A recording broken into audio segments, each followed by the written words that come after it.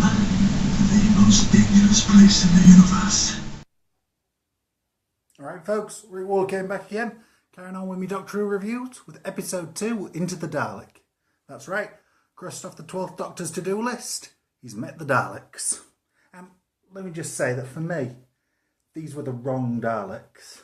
I mean, we're back to the Russell T Davies Daleks, which were nice, they're good Daleks.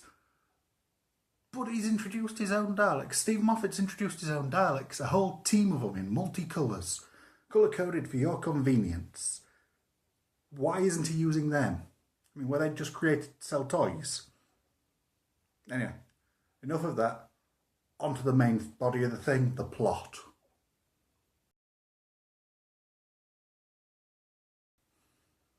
Now, after last week's rehashing, I was a bit worried about this week's episode, especially when the intro reminded me so much of the Ninth Doctor story, Dalek.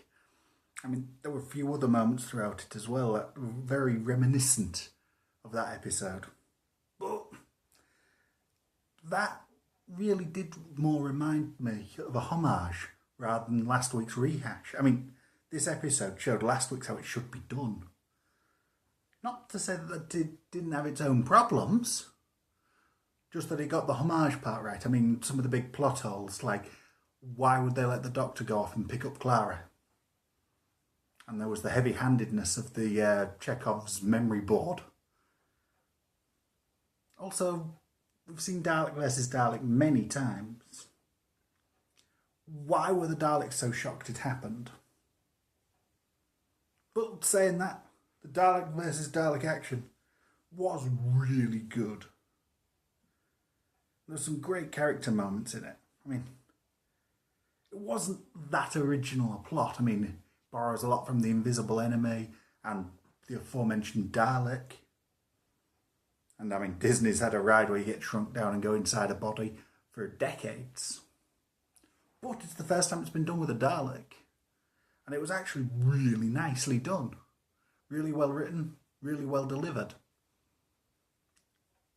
There's some of the visuals. I mean, the Doctor standing in front of the Khalid monster creature thing that lives inside the Dalek casing. That just looked awesome. And the message I hope it delivered. You know, life begins again. You can't actually snuff it out. That wasn't heavy-handed, and it was really nicely delivered. So yeah. We also get a very cool anti-hero from the story, which is Rusty, the Dalek killing Dalek. Which, hey, I'm sure that's already spawned 100,000 fanfics. And if it hasn't, it will do by the end of this weekend, I'm sure. So yeah, I enjoyed the plot. Nothing that original, but something we haven't seen in this format. So yeah, I approved of that a lot. Enjoyed it. Much better than last week. But moving on to the characters.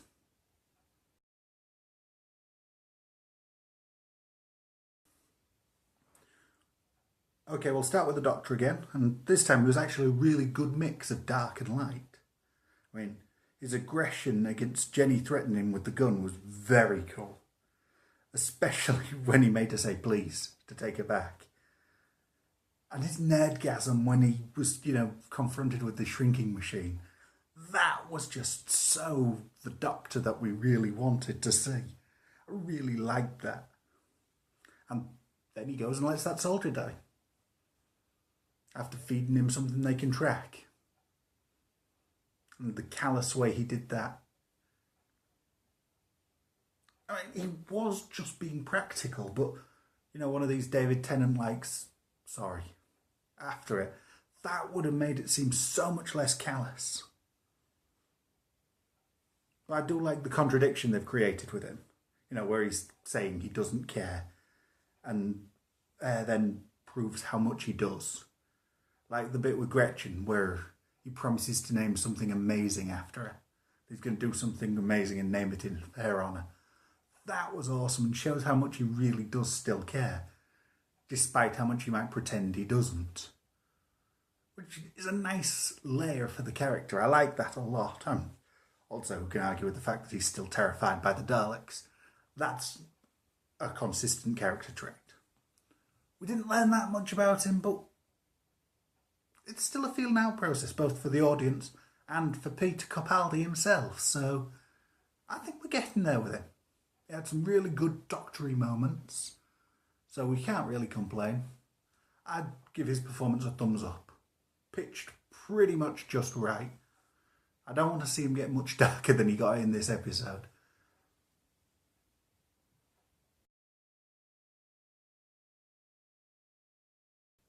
Okay, once again, the thing I liked least in the episode was probably Clara.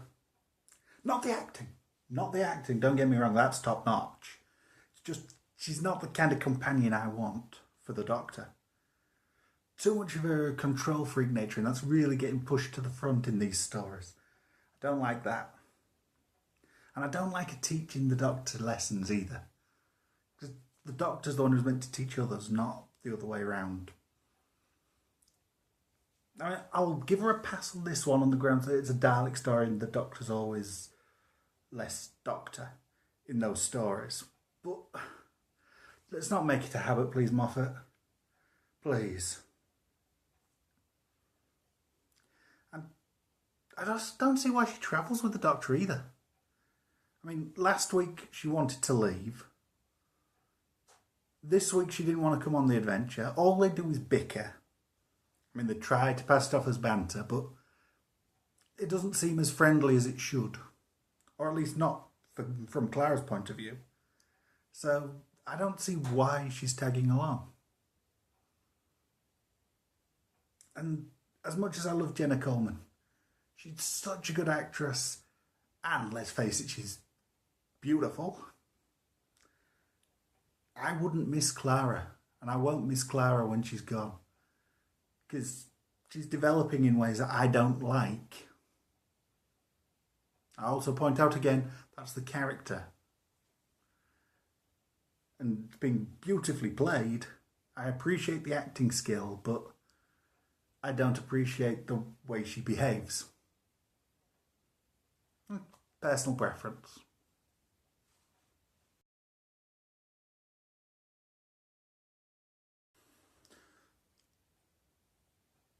Okay, I'm going to give Danny his own section in this review, as he is now known to be the new companion for the series. And if you didn't know it before, you knew it by the end of this episode with the way they treat him. Made such a fuss over him. They actually seem to make more of a fuss about introducing him than they did Peter Capaldi as the Doctor. Which, no, he's a secondary character. Companion is always secondary to the Doctor. The Doctor is the title character. He should be getting the focus. But that's not Danny's fault. I won't hold it against him. What I will hold against him is the stereotyping they've done with him. I mean, he's a soldier, but he's sensitive and tortured.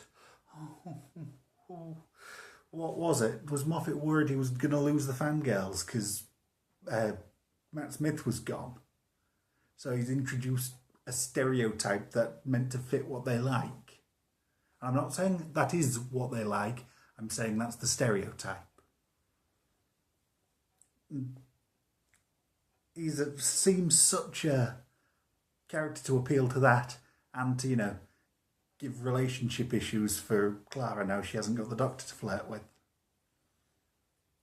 So I'm not sure about him as a character yet. I'll tell you what, Samuel Anderson, the actor playing him, he actually brought him to life, and he actually seemed to add more 3 dimensions to such a 2D character. So I approve of that. And with the way he's playing him, he actually has potential. But he'll need to develop, you know. What was the joke about Captain Jack when he first joined him? When he came into the TARDIS and said about it being bigger on the inside. He said bigger on the inside, and the Doctor said to him, "You better be." That's how I'm feeling about Danny at the minute. If he gets to develop well, I'll gladly welcome him on board. But for now, I'll just keep an eye on him and judge him later.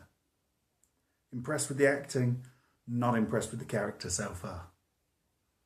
But we're not judging yet.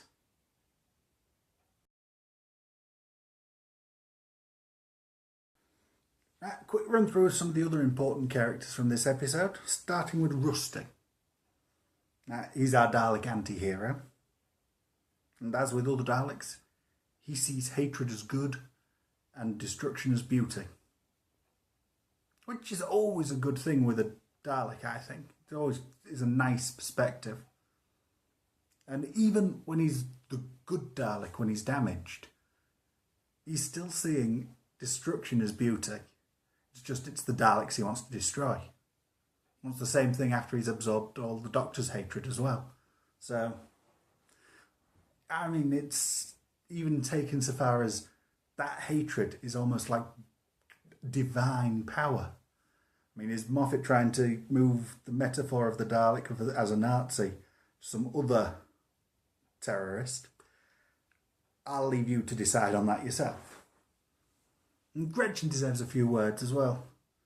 Though her heroic sacrifice might have meant a little bit more if she'd had more than about 3 lines of dialogue. You know, had the chance to actually develop as a character. Still, we'll get to see her again. Thanks to Missy saving her. I still think Mrs. Clara, by the way. And I still think that where she is some kind of TARDIS. Or some other Time Lord tech. I mean, I wish it had been Jenny who'd ended up there, rather than Gretchen.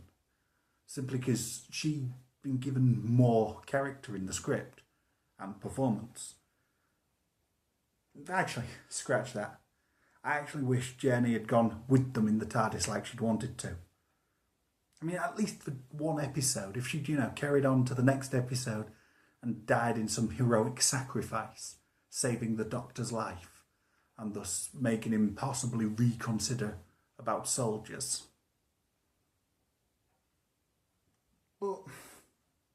And then she could even have been taken to heaven and we could have seen her again, which would have been even better. Because I thought Jenny was actually a really well-realised character. And she was shown to be kind and brave. The Doctor even pointed that out.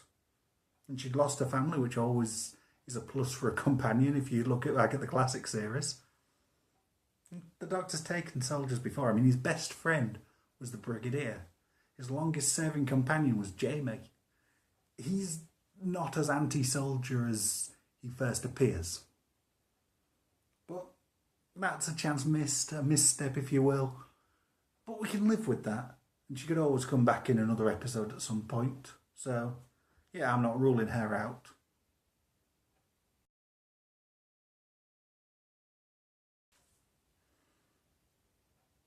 I very much enjoyed this episode. I'm not going to say it's an instant classic, but it's a good episode, much better than last week's. And, I mean, there was a few missteps here or there, which we've already spoken of. But, yeah, it's an exciting romp. It's got dark, it's got light, it's got funny, it's got moving. Shows potential for the future. So, yeah, I'm happy with it. We've got a unique look at a Dalek, including a new anti-hero for the canon. Which, as I say, how many fan fictions have been written already about that? Yeah, plenty of good stuff there. She hasn't grown less and less fond of Clara, but hopefully Danny's influence can change that. Hopefully she'll develop in other ways when other writers get their hands on her. Also, I don't like the Doctor dropping her off and picking her up. I didn't like it when he did that with Amy. If you're travelling with the Doctor, you travel with him. It's not, I'll pop around next week and see you.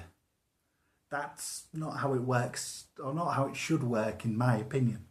It's alright going back to see the family like Rose did, but all the time you're in the TARDIS. That's just my opinion there, though.